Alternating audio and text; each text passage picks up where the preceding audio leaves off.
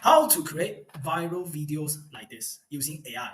First, go to Pika. The link is in the description below.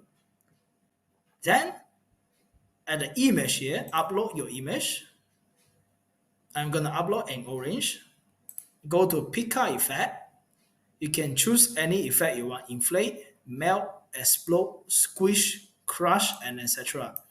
So I'm gonna choose inflate. Then you press the generate button. And we are done. Let us look at the result.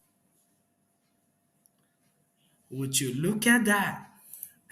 It is just out of this world.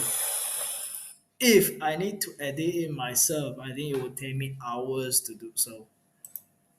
So try to play with it and go viral with the AI.